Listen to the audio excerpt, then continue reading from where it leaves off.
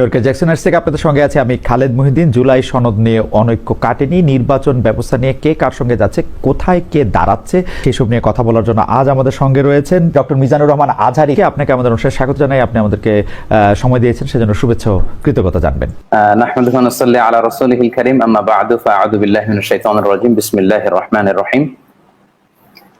শুরুতেই আল্লাহ রাব্বুল ইজ্জা ওয়াল জালালের দরবারে শুকরিয়া জানাচ্ছি যে আল্লাহ তাআলা আমাদেরকে একটি আলোচনাতে অংশগ্রহণের সুযোগ দিয়েছেন। আমরা শুরুতেই পড়ে নিচ্ছি কালিমাতুশ শুকর, আলহামদুলিল্লাহ। এবং যে যেখান থেকে আজকে প্রোগ্রামটি দেখছেন শুনছেন, সবাইকে আন্তরিক শুভেচ্ছা এবং মোবারকবাদ। আহলান ওয়া সাহলান ওয়া মারহাবান বিকুম ফি হাদাল লিকা আত-তাইয়িব ওয়াল মুবারাক। তো আমি আন্তরিক শুকরিয়া জানাচ্ছি যে ওনার এই প্রোগ্রামে আমাকে ইনভাইট করবার জন্য। তো অনেক আগ থেকে আমাকে জানিয়েছিলেন যে এরকম একটি লাইভ আমাদের করা দরকার। তো আমার ব্যক্তিগত কিছু ব্যস্ততা থাকার কারণে আসলে সেটির সুযোগ হচ্ছিল না। মানে আমারও খুব ইচ্ছা ছিল যে ভাইয়ের সাথে একটি প্রোগ্রামে জয়েন করব, কিছু কথা শেয়ার করব, পরে ব্যাটে বলে হচ্ছিল না এবং দেরি করে হলেও আলহামদুলিল্লাহ আমরা একসাথে এসেছি এবং লাইভে বসেছি। আলহামদুলিল্লাহ, আল্লাহর মেহেরবানি। আমাদের সাথে আরও থাকছে জনাব মোহাম্মদ তারেক রহমান। জনাব মোহাম্মদ তারেক রহমান, আপনাকে আমাদের অনুষ্ঠানে স্বাগত জানাই। আপনি আমাদের সাথে যুক্ত হয়েছেন, সেজন্য শুভেচ্ছা ও কৃতজ্ঞতা। আমি প্রথমেই জনাব তারেক রহমান আপনার কাছে একটু আসতে চাই। আপনি সম্প্রতি বিবিসি বাংলাকে বলেছেন, জুলাই আন্দোলনের স্পিরিট মানে রাষ্ট্র সংস্কারের আকাঙ্ক্ষা, মানুষের ভোটাধিকার নিশ্চিত করার প্রতিজ্ঞা। সেই থেকে সরে গিয়ে কেউ কেউ কি রাজনৈতিক ফায়দার দিকেই বেশি নজর দিচ্ছেন? এর মধ্যেও কি এক ধরনের পক্ষপাতিত্ব বা নিজ দলের পক্ষে ঝোল টানার আগ্রহী বেশি দেখা যাচ্ছে? আমরা পিক এন্ড চুজ ফর্মুলাটাও কি আমরা দেখতে পাচ্ছি, যখন যাকে পছন্দ তখন তার সঙ্গে থাকা? বিসমিল্লাহির রহমানির রহিম। এই অনুষ্ঠানের সম্মানিত সভাপতি সহ আমার সামনে উপস্থিত আলোচক বৃন্দ এবং ছাত্র দলের প্রিয় ভাই ও বোনেরা, আসসালামু আলাইকুম। যাদের কথা বলে তাদেরকে তো দেশের মানুষ 1971 সালেই দেখেছে। কিছু কিছু মানুষ বা কোনো গোষ্ঠী ইদানিং বলতে শুনেছি, বা বিভিন্ন জায়গায় কেউ কেউ সোশ্যাল মিডিয়া বলে যে অমুককে দেখলাম, তমুককে দেখলাম, তমুককে দেখলাম। এবার অমুককে দেখুন। যাদের কথা বলে অমুককে দেখুন, প্রিয় সহকর্মীবৃন্দ, তাদেরকে তো দেশের মানুষ 1971 সালেই দেখেছে। 1971 সালে তারা তাদের নিজেদের স্বার্থ রক্ষার্থে কিভাবে লক্ষ লক্ষ মানুষকে হত্যা করেছে, ঠিক যেভাবে পতিত স্বৈরাচার পালিয়ে যাওয়ার আগে হাজারো হাজারো মানুষকে হত্যা করেছিল ক্ষমতা ধরে রাখার জন্য। এই যাদেরকে কেউ কেউ বলে যে একবার দেখুন না এদেরকে, তাদেরকে দেশের মানুষ 71 সালেই দেখেছে নিজেদের রাজনৈতিক স্বার্থ রক্ষার্থে লক্ষ লক্ষ মানুষকে শুধু হত্যাই করেনি, তাদের সহকর্মীরা কিভাবে মা বোনদের ইজ্জত পর্যন্ত লুট করেছিল। এই কথাটি আমাদেরকে মনে রাখতে হবে। প্রিয় ভাই বোনেরা, এই মুহূর্তে আমরা যদি দেখি, আমরা আগামী 2 মাস পরে একটি নির্বাচন প্রত্যাশা করছি। এই দেশটি গত 16 বছর যেই স্বৈরাচার পালিয়ে গিয়েছে, যেই স্বৈরাচারকে বাংলাদেশের জনগণ বিতাড়িত করেছে আন্দোলনের মাধ্যমে, সেই স্বৈরাচার এই দেশের প্রত্যেকটি ক্ষেত্রকে কিভাবে ধ্বংস করে দিয়ে গিয়েছে, এটি আমরা জীবনের পরতে পরতে অনুভব করতে পারি। কিভাবে দেশের অর্থনৈতিক ব্যবস্থা ভেঙে দিয়ে গিয়েছে, কিভাবে দেশের আইন শৃঙ্খলা ভেঙে দিয়ে গিয়েছে, কিভাবে দেশের শিক্ষা ব্যবস্থাকে ধ্বংস করে দিয়ে গিয়েছে, কিভাবে দেশের স্বাস্থ্য ব্যবস্থাকে ধ্বংস করে দিয়ে গেছে, কিভাবে দেশের প্রাকৃতিক অবস্থাগুলোকে, নদী নালা খাল বিল বন জঙ্গলকে ধ্বংস করে দিয়ে গিয়েছে, কিভাবে দেশের কৃষি, যেটাই বলি না কেন, সব কিছুকে যেভাবে ধ্বংস করে দিয়ে গিয়েছে, এর ভুক্তভোগী কিন্তু এই দেশের মানুষ।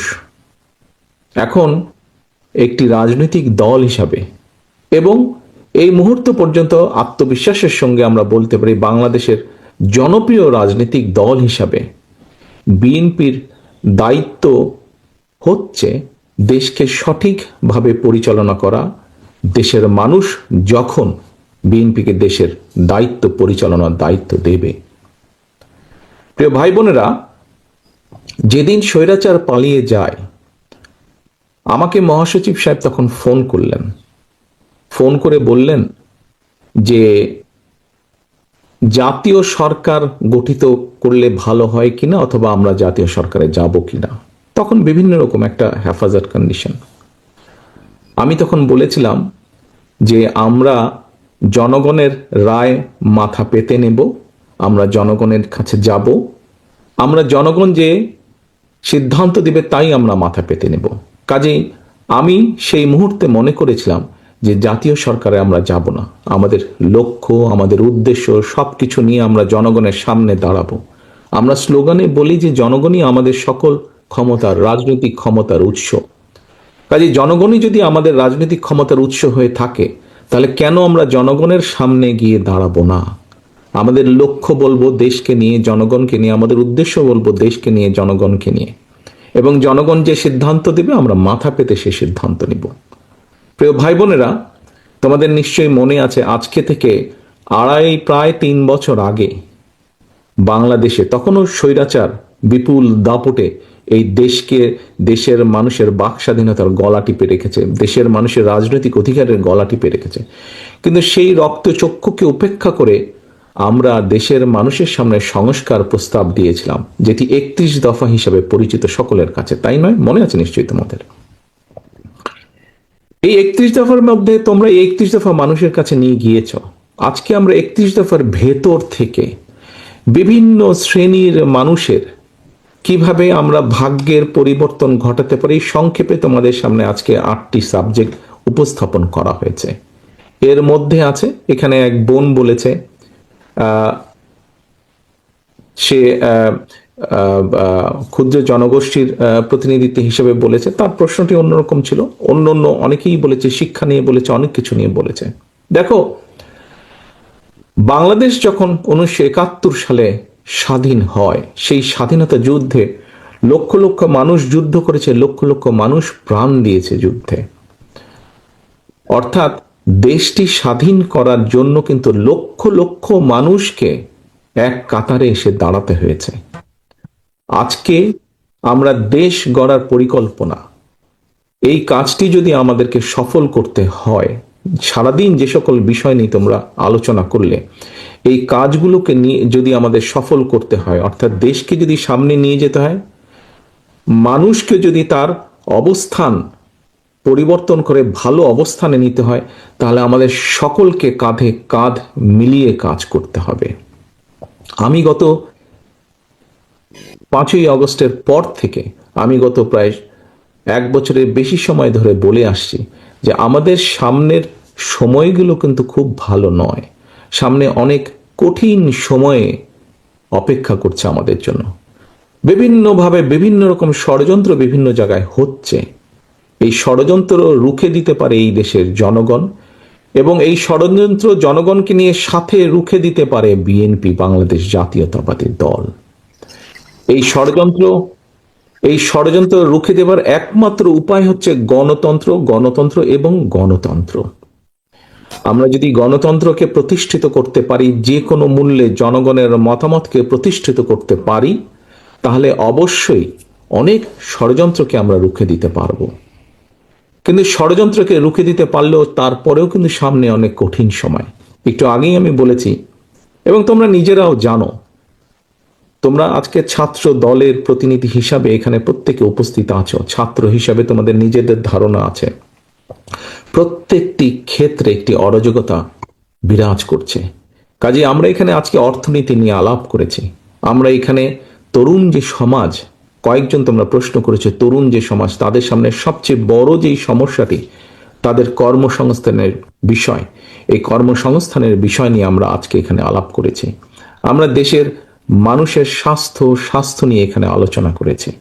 আমরা এখানে দেশের যে অর্ধেক সমাজ নারী সমাজ, এই নারী সমাজকে কিভাবে ইম্পাওয়ার করা যায় এবং তাদের কন্ট্রিবিউশনকে সমাজের মধ্যে নিয়ে আসা যায়, এবং যেটা শুভ ফল দেশের অর্থনীতি, দেশের সমাজ ব্যবস্থা, পরিবার, স্বাস্থ্য সবকিছুর উপরে সে শুভ অবস্থাটা পড়বে, কিভাবে সেটা করা যায় তা নিয়ে আমরা আলোচনা করেছি, দেশের পরিবেশ নিয়ে আমরা আলোচনা করেছি, দেশের শিক্ষা ব্যবস্থা নিয়ে আমরা আলোচনা করেছি, কিভাবে শিক্ষা ব্যবস্থাকে আমরা গড়ে তুলতে পারি, কিভাবে শিক্ষকদেরকে আমরা গড়ে তুলতে পারি সুন্দরভাবে, কারণ শিক্ষকদেরকে যদি আমরা গড়ে তুলতে পারি তাহলে ভবিষ্যৎ শিক্ষা ব্যবস্থাকেও সুন্দরভাবে গড়ে তুলতে পারবো।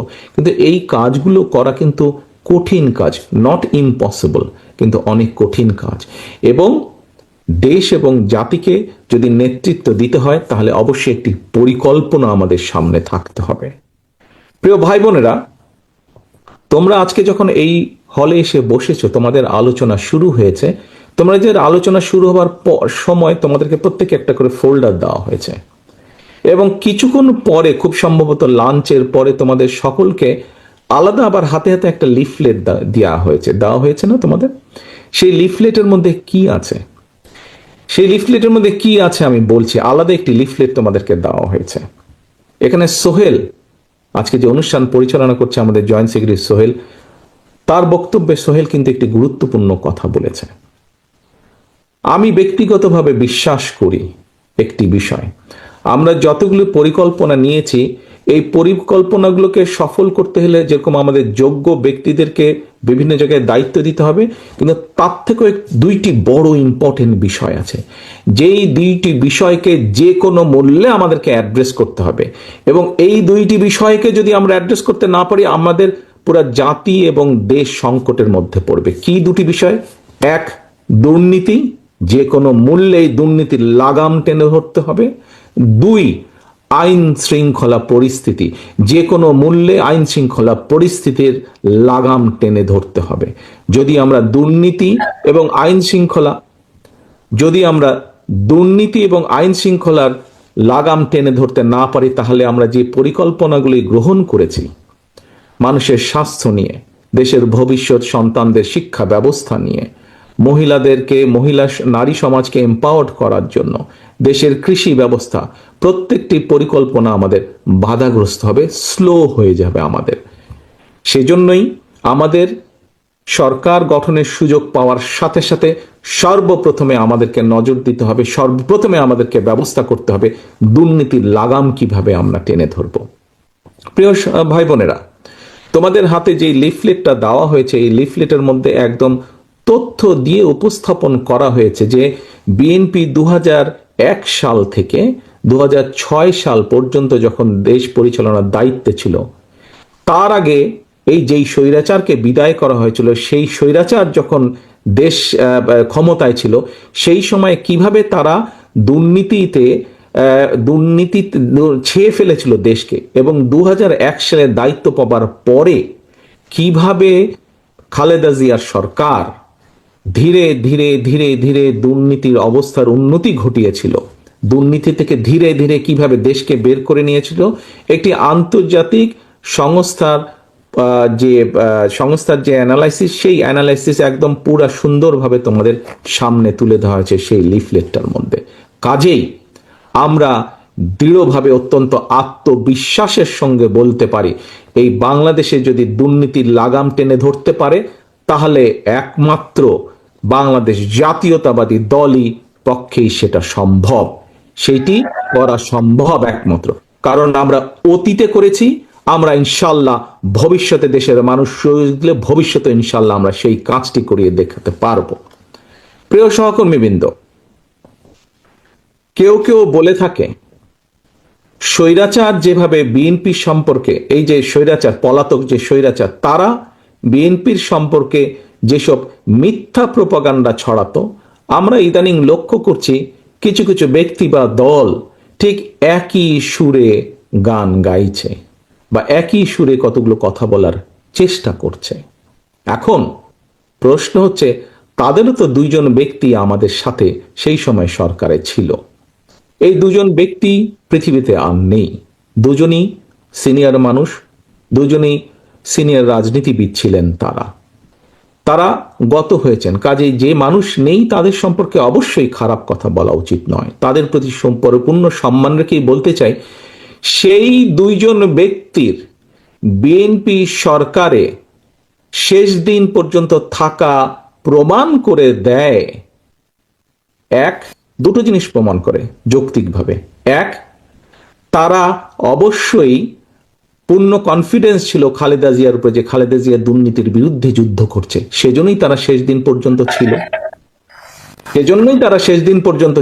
এখন তাদের দলের অন্য যে যত বড় বড় কথা বলি কি না কেন, খালেদা জিয়া শেষ দিন পর্যন্ত দুর্নীতির বিরুদ্ধে যুদ্ধ করেছে এবং দুর্নীতির অবস্থার পরিবর্তন ঘটেছে, এই আত্মবিশ্বাস তাদের মধ্যে ছিল। তারা দেখেছিল সেই সরকারকে, কারণ তো সরকারের ভেতরেই ছিল, সেজন্যই তারা শেষ দিন পর্যন্ত এই বিএনপি সরকারের সাথে তারা ছিল।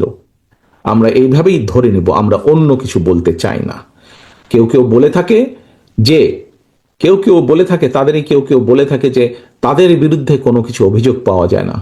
আজকে যখন নিরপেক্ষ কোর্ট বসেছে, স্বৈরাচারের সময় আমরা দেখেছি কিভাবে আদালতকে ইনফ্লুয়েন্স করা হতো, কিন্তু স্বৈরাচার পালিয়ে যাওয়ার পরে মোটামুটি আমরা বলতে পারি যে আদালত এখন নিরপেক্ষতা আমরা আশা করি। সেই নিরপেক্ষ আদালত থেকে আমরা দেখেছি কারো বিরুদ্ধেই কোনো জিনিস প্রমাণিত হয়নি, এটি ছিল প্রোপাগান্ডা। কাজেই আমাদেরকে আজকে এই কনক্লুশনই আসতে হবে যে একমাত্র বিএনপি পেরেছিল দেশকে দুর্নীতি থেকে বের করে নিয়ে আসতে। ইনশাল্লাহ আগামী দিনেও বিএনপি পারবে। এবার আসো আইন শৃঙ্খলা। আরেকটি বিষয় আমি উল্লেখ করতে চাই তোমাদের সামনে, সেটি হচ্ছে আইন শৃঙ্খলা পরিস্থিতি। প্রিয় ভাই বোনেরা, তোমাদের অনেকেরই বয়স তখন আজকে থেকে অনেক কম ছিল, কিন্তু তোমরা নিশ্চয়ই শুনেছ অনেক মানুষের কাছে, সহকর্মী হোক, পরিবারের সদস্য হোক, আত্মীয় স্বজন হোক, বিগত বিএনপি সরকারের সময় আমরা বিভিন্ন আইন শৃঙ্খলা বাহিনী তৈরির মাধ্যমে আমরা দেশে আইন শৃঙ্খলা পরিস্থিতির উন্নতি ঘটিয়েছিলাম। হ্যাঁ, পরবর্তীকালে আমরা দেখেছি যে এই যে বিগত যে স্বৈরাচার পালিয়ে গেছে, তারা তাদের ক্ষমতার অপব্যবহার করে সেই আইন শৃঙ্খলা বাহিনীকে রাজনৈতিক স্বার্থে ব্যবহার করেছিল এবং রাজনৈতিক স্বার্থে ব্যবহার করে পুরা